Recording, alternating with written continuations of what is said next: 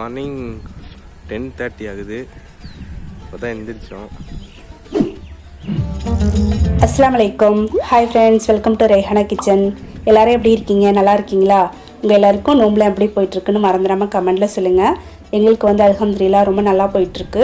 இன்றைக்கி நம்ம என்ன வீடியோ பார்க்க போகிறோம்னு பார்த்தீங்கன்னா, இஃப்தார் டு சகர் என்னோடய ரொட்டீன் என்ன அப்படிங்கிறத பார்க்க போகிறோம். என்னோடய ரொட்டீன் அப்படின்னு சொல்கிறத விட எங்களோட ரொட்டீன் அப்படின்னு சொல்லலாம். ஏன் அப்படின்னு பார்த்தீங்கன்னா, எப்போதுமே ஹாஜாரியாஸ் 2 பேரும் எனக்கு வந்து நிறையவே ஹெல்ப் பண்ணுவாங்க. உங்களுக்கும் தெரியும், நான் வீடியோ எடுத்தாலும் சரி எடுக்கலைனாலும் சரி எப்போதுமே என்னோடய எல்லா வேலைகள்லையுமே அவங்கள வந்து ஹெல்ப் பண்ணுவாங்க.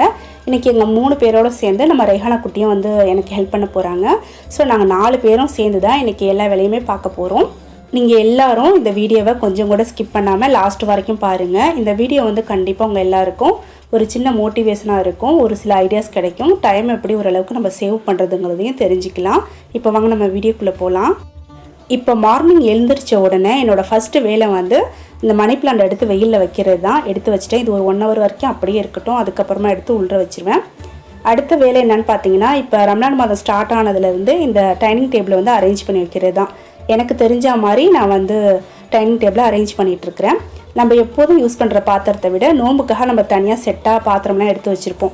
ஸோ அது எல்லாத்தையும் இந்த மாதிரி நம்ம எழுந்திரிச்ச உடனே, அதாவது காலையிலேயே நம்ம ரெடி பண்ணி வச்சிட்டோம்னாக்கா இஃப்தாருக்கு வந்து கொஞ்சம் டென்ஷன் இல்லாமல் நம்ம மற்ற வேலையெல்லாம் பார்த்துட்ருக்கலாம்.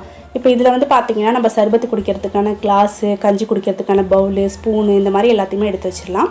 அடுத்து பேரிச்சம்பழம் இதெல்லாம் வந்து நம்ம எப்போதுமே ஒரு டப்பாவில் போட்டு எடுத்து வச்சுருப்போம். அது எல்லாத்தையும் இந்த மாதிரி அரேஞ்ச் பண்ணிட்டோன்னா கொஞ்சம் ஈஸியாக இருக்கும் இஃப்தாருக்கு. ஸோ அதனால் நான் இந்த மாதிரி அரேஞ்ச் பண்ணி வச்சுருக்கேன். இப்போ அடுத்த வேலை நான் என்ன செய்வேன்னு பார்த்தீங்கன்னா, இஃப்தாருக்கும் சஹருக்கும் நம்ம என்ன சமைக்க போகிறோமோ அதுக்கு தேவையானது எல்லாத்தையுமே இந்த மாதிரி அரேஞ்ச் பண்ணிக்குவேன். இன்றைக்கி இஃப்தாருக்கு வந்து நான் பிராசாப்பம் செய்ய போகிறேன். அதனால் சின்ன வெங்காயத்தை தேவையான அளவுக்கு எடுத்து தண்ணியில் கொஞ்சம் நேரம் போட்டு வச்சிட்டேனாக்கா நம்ம உரிக்கும் போது கண்ணும் எரியாது, சீக்கிரமாகவும் உரித்து எடுத்துடலாம். ஸோ அதனால் கொஞ்சமாக எடுத்து ஊற போட்டிருக்கேன். ஒரு 5லேருந்து 10 நிமிஷம் ஊற வச்சா போதும். அதுக்கப்புறமா ஆயில் பாட்டிலில் வந்து ஆயில் காலியாகிடுச்சு. ஸோ அதனால் அதை ஃபில் பண்ணி எடுத்து வச்சிடுறேன். இப்போ நம்ம சேனலில் நிறைய புது ஃப்ரெண்ட்ஸ் வந்துட்டுருக்கீங்க. மாஷா அல்லாஹ், எனக்கு ரொம்ப ஹாப்பியாக இருக்குது. உங்கள் எல்லாரையும் என்னோடய மனசார வெல்கம் பண்ணுறேன். உங்களை வந்து ஃப்ரெண்ட்ஸ் அப்படின்னு சொல்கிறத விட நம்ம ரெஹானா கிச்சன் ஃபேமிலியில் நிறைய மெம்பர்ஸ் வந்து இன்க்ரீஸ் ஆகிட்டுருக்காங்க அப்படின்னு தான் சொல்லணும். I am so happy. இது வந்து எங்களோட செல்ல பூஸ் குட்டி. இது குட்டியாக இருக்கும்போது முன்னாடி வீடியோலலாம் உங்களுக்கு காட்டியிருப்பேன். இப்போ இவங்க வந்து கொஞ்சம் வளர்ந்துட்டாங்க. இவங்க கூட வந்து 2 குட்டி இருந்தாங்க. அவங்க 2 பேரும் பார்த்தீங்கன்னா கொஞ்சம் வளர்ந்ததுக்கப்புறமா இங்கேருந்து கிளம்பி போயிட்டாங்க. ஆனால் இவங்க மட்டும் போகவே இல்லை, எங்கள் கூடவே இருக்காங்க. ஹாஜாரியாஸ், ரெஹானா 3 பேர் கூடயும் ரொம்ப அட்டாச்சாக இருக்கும்.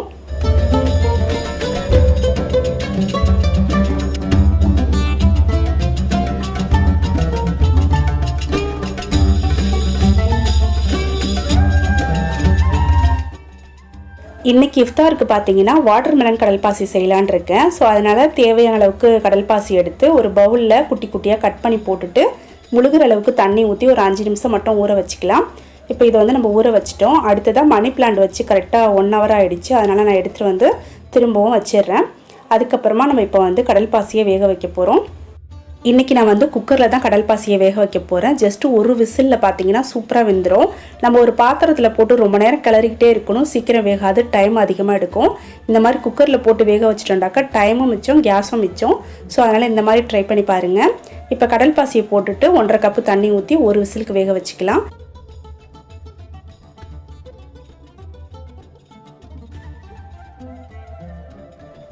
இப்போ நான் வந்து வாட்டர் மெலனை கட் பண்ண போகிறேன். இது வந்து நாங்கள் நேற்று வாங்கினது. ஒரு பாதியை யூஸ் பண்ணிவிட்டு மீதி பாதியை இந்த மாதிரி ஒரு கவரில் போட்டு எடுத்து வச்சுருந்தேன். இப்போ இதை 2ஆக கட் பண்ணிவிட்டு ஒரு பாதியை ஜூஸாக அரைச்சி கடல் பாசி கூட சேர்க்க போகிறேன். மீதி இருக்கிற பாதியை வந்து சின்ன சின்ன பீஸாக கட் பண்ணிவிட்டு ஒரு பாக்ஸில் போட்டு மூடி வச்சு ஃப்ரிட்ஜில் எடுத்து வச்சுருவேன்.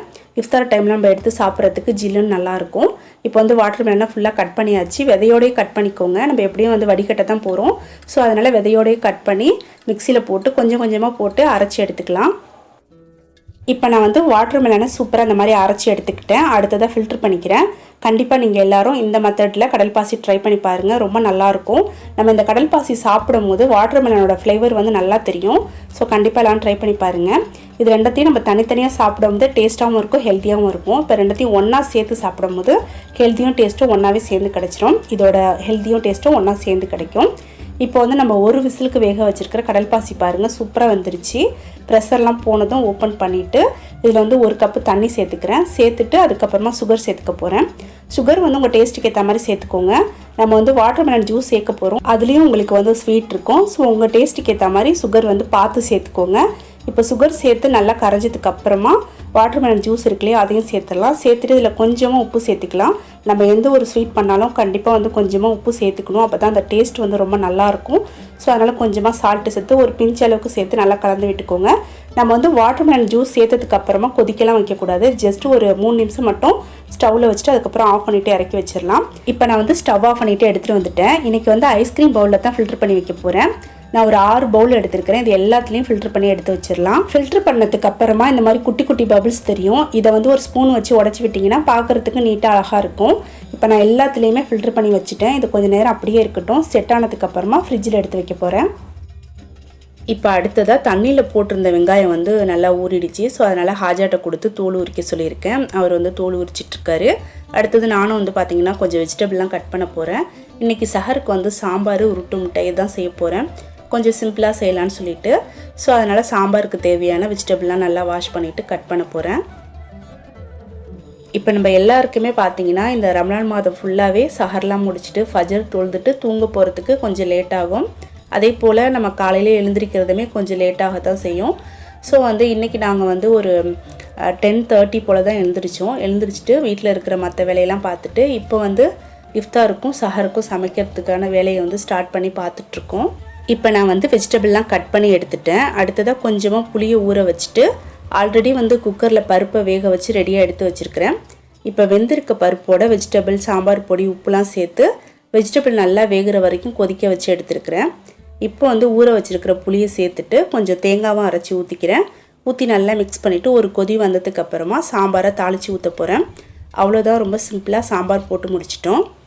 ஸோ பார்த்திங்கன்னா இந்த மாதிரி நம்ம காலையிலே எழுந்திரிச்சதுலேருந்து நம்ம வீட்டில் இருக்கிற ஒவ்வொரு வேலையாக பார்த்துட்டு தொழுகிற டைமில் தொழுதுட்டோம் அப்படின்னாக்கா என்னை பொறுத்த வரைக்கும் அன்றைக்கி நாள் வந்து நல்லா ரிலாக்ஸாக டென்ஷனே இல்லாமல் தான் போகும். இப்போ வந்து சாம்பார் தாளிச்சதுக்கப்புறமா ஒரு 6 முட்டையை எடுத்து வேக வச்சுருக்கிறேன். உருட்டு முட்டை செய்ய போகிறேன். ஸோ அதனால் வந்து முட்டையை வேக வச்சு எடுத்துக்கிறேன்.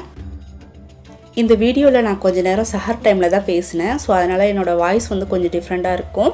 எல்லோரும் கண்டிப்பாக அட்ஜஸ்ட் பண்ணிப்பீங்க அப்படின்னு நம்புகிறேன்.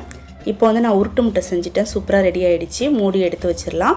சஹருக்கு வந்து சாம்பாரும் உருட்டு முட்டையும் நம்ம இப்போவே செஞ்சிட்டோம். லாஸ்ட்டாக கொஞ்சமாக வத்தல் பொரித்து எடுத்து வச்சுக்க போகிறேன். அதுக்கு முன்னாடி ஜூஸ் கரைக்கிறதுக்காக பால் காய்ச்சிறேன்.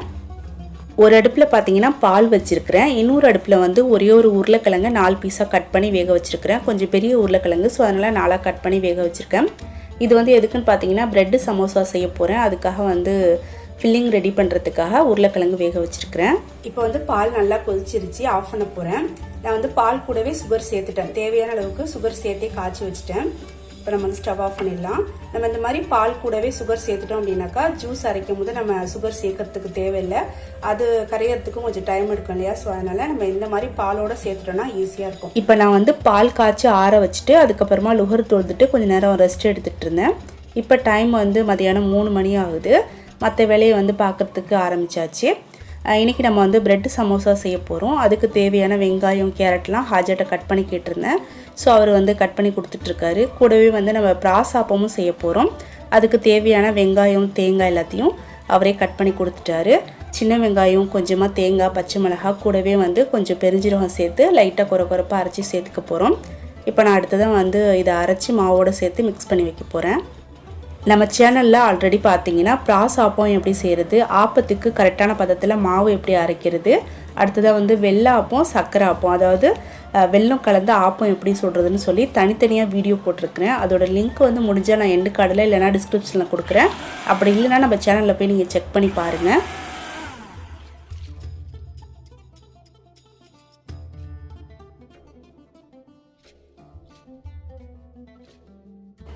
இப்போ நான் வந்து தேங்காவை அரைச்சி ஊற்றிட்டு கூடவே ஒரு முட்டை உடச்சி ஊற்றிருக்கிறேன். கொஞ்சம் உப்பு சோடா உப்புலாம் சேர்த்து மாவை நல்லா மிக்ஸ் பண்ணிவிட்டு மூடி வச்சிடுறேன்.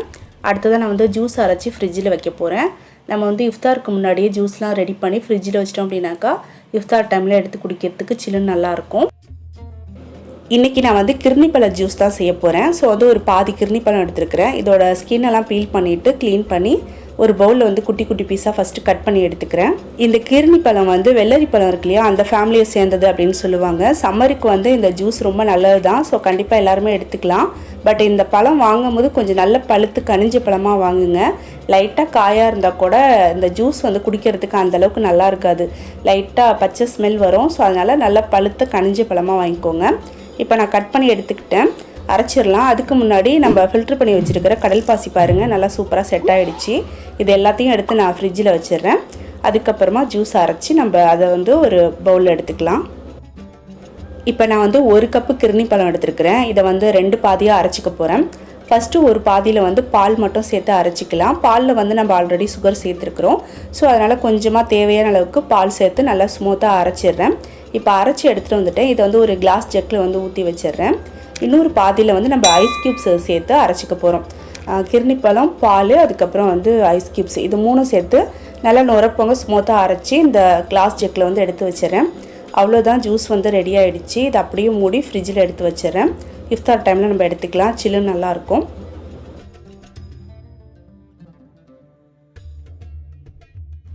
இப்போ நம்ம ரெஹானா குட்டி வந்து உருளைக்கிழங்கு தோல் எடுத்துகிட்டு இருக்காங்க. ஆல்ரெடி நம்ம உருளைக்கிழங்கு வந்து வேக வச்சு எடுத்து வச்சுருந்தோம். ஸோ அதை கொடுத்து தோல் எடுக்க சொல்லியிருந்தேன். அழகாக உட்காந்து தோல் எடுத்துகிட்ருக்காங்க. தோல் எடுத்ததுக்கப்புறமா அவங்களே வந்து 1-2மா மசிச்சு கேட்டிருக்கிறேன். அவங்களே மசிச்சு கொடுத்துருவாங்க. அடுத்து ரியாஸ் வந்து பக்கத்தில் உட்காந்து ஒரு பாதி கேப்சிகம் கொடுத்து கட் பண்ண சொல்லியிருந்தேன். அதையும் வந்து ஒரு பொடியாக கட் பண்ணிகிட்ருக்காரு. இது எல்லாமே வந்து ப்ரெட்டு சமோசா செய்ய போகிறோம். அதுக்கு ஸ்டஃபிங் பண்ணுறதுக்கு இப்போ வந்து ஸ்டஃபிங் ரெடி பண்ணிடலாம். ஸ்டவ் ஆன் பண்ணி நார்மலாக வச்சுட்டு ஒரு பேன் வச்சு கொஞ்சமாக ஆயில் ஊற்றிக்கலாம். ஆயில் சூடு வந்ததுக்கப்புறமா